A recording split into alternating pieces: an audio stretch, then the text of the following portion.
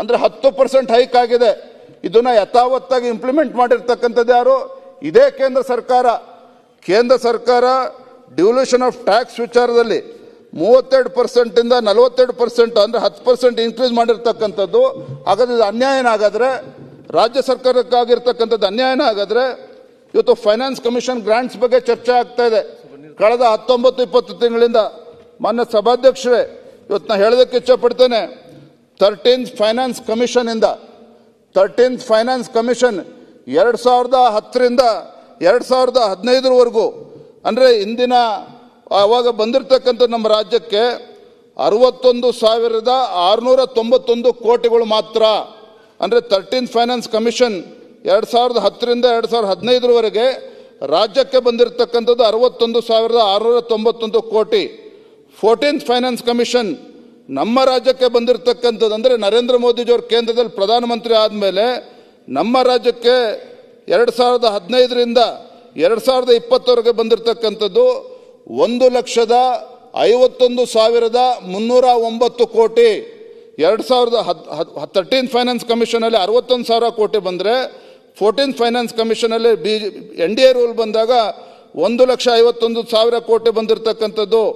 15th finance commission 2021ರ ನಂತರದಲ್ಲಿ ಬಂದಿರತಕ್ಕಂಥದ್ದು ಇಲ್ಲಿಯವರೆಗೆ, ಯಾಕಂದ್ರೆ ಇನ್ನು ಮಾರ್ಚ್ ತನಕ ಇದೆ, ಇಲ್ಲಿಯವರೆಗೂ ಈಗಾಗಲೇ 1,16,828 ಕೋಟಿ ಇವತ್ತು ರಾಜ್ಯಕ್ಕೆ ಬಂದಿರತಕ್ಕಂಥದ್ದು. ಮಾನ್ಯ ಸಭಾಧ್ಯಕ್ಷರೇ, ಇವತ್ತು ಸೆಂಟ್ರಲ್ ಡೆವಲ್ಯೂಷನ್ ಆಫ್ ಟ್ಯಾಕ್ಸಸ್ ಕರ್ನಾಟಕಕ್ಕೆ 2004ರಿಂದ 2014ರವರೆಗೆ 81,791 ಕೋಟಿ ಬಂದಿದ್ರೆ 2014ರಿಂದ 2024ರವರೆಗೆ ಅದು 2,95,818 ಕೋಟಿ ಬಂದಿದೆ. ಮಾನ್ಯ ಸಭಾಧ್ಯಕ್ಷರೇ, ಇಷ್ಟೆಲ್ಲ ಬಂದಿದ್ರೂ ಸಹ ಪದೇ ಪದೇ ಕೇಂದ್ರ ಸರ್ಕಾರದ ಮೇಲೆ ದೂರ್ತಕ್ಕಂಥದ್ದು, ಕೇಂದ್ರ ಸರ್ಕಾರ ನಮ್ಗೆ ಅನ್ಯಾಯ ಮಾಡ್ತದೆ ಅಂತಕ್ಕಂಥದ್ದು, ಒಬ್ಬ ಮುತ್ಸದಿ ರಾಜಕಾರಣಿ ಇವತ್ತು ಒಬ್ಬ ಅನುಭವಿ ಮುಖ್ಯಮಂತ್ರಿಗಳಾದ ಶೋಭೆ ತರ್ತದೆ ಅಂತಕ್ಕಂಥ ಪ್ರಶ್ನೆಯನ್ನ ಇದು ಸದನದ ಮೂಲಕ ತಮ್ಮ ಮೂಲಕ ನಾನು ಪ್ರಶ್ನೆ ಮಾಡೋದಕ್ಕೆ ಇಚ್ಛಪಡ್ತೇನೆ.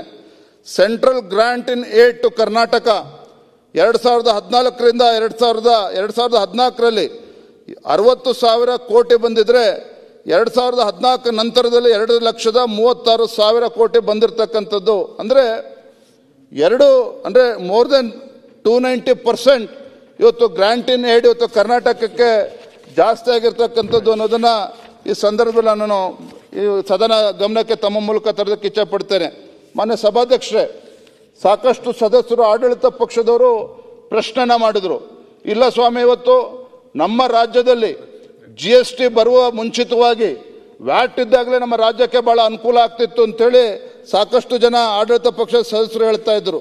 ಅದು ನಮಗೆ ಸದನಕ್ಕೆ ಗೊತ್ತಿರಬೇಕು, 2015-16ರಲ್ಲಿ ಅಂದರೆ ಪ್ರೀ GST ಅಂದರೆ ವ್ಯಾಟ್ ಇದ್ದಾಗ 2015-16ರಲ್ಲಿ 36,144 ಕೋಟಿ ಬಂದಿದ್ರೆ 2016-17ರಲ್ಲಿ 39,505 ಕೋಟಿ ಬಂದಿರತಕ್ಕಂಥದ್ದು.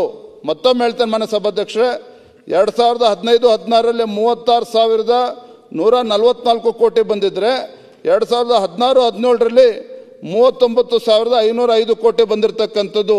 ಆದರೆ GST ಇಂಪ್ಲಿಮೆಂಟೇಷನ್ ಆದಮೇಲೆ ನಮ್ಮ ರಾಜ್ಯಕ್ಕೆ ಎಷ್ಟು ಬಂತು ಅಂದರೆ 2019-20ರಲ್ಲಿ 71,060 ಕೋಟಿ ರಾಜ್ಯಕ್ಕೆ ಬಂದಿರತಕ್ಕಂಥದ್ದು. 2021ರಲ್ಲಿ 42,355 ಕೋಟಿ ಬಂದಿರತಕ್ಕಂಥದ್ದು. 2021-22ರಲ್ಲಿ 2022ರಲ್ಲಿ 95,925 ಕೋಟಿ ಇವತ್ತು ರಾಜ್ಯಕ್ಕೆ ಬಂದಿರತಕ್ಕಂಥದ್ದು. ಹಾಗಾಗಿ ಏನು ತಪ್ಪು ಕಲ್ಪನೆಯನ್ನು ಮೂಡಿಸ್ತಕ್ಕಂಥ ಕೆಲಸ ಆಗ್ತಾ ಇದೆ. ವ್ಯಾಟ್ ಇದ್ದಾಗಲೇ ರಾಜ್ಯಕ್ಕೆ ಅನುಕೂಲ ಆಗ್ತಾ ಇತ್ತು, GST ಬಂದ ಮೇಲೆ ನಮಗೆ ಅನ್ಯಾಯ ಆಗ್ತದೆ ನಮ್ಮ ರಾಜ್ಯಕ್ಕೆ, ಇದು ಸತ್ಯಕ್ಕೆ ದೂರ ಆಗಿರ್ತಕ್ಕಂಥದ್ದು ಅನ್ನೋದನ್ನ ಈ ಸಂದರ್ಭದಲ್ಲಿ ನಾನು ಮಾನ್ಯ ಸಭಾಧ್ಯಕ್ಷ ಹೇಳೋದಕ್ಕೆ ಇಚ್ಛಪಡ್ತೇನೆ.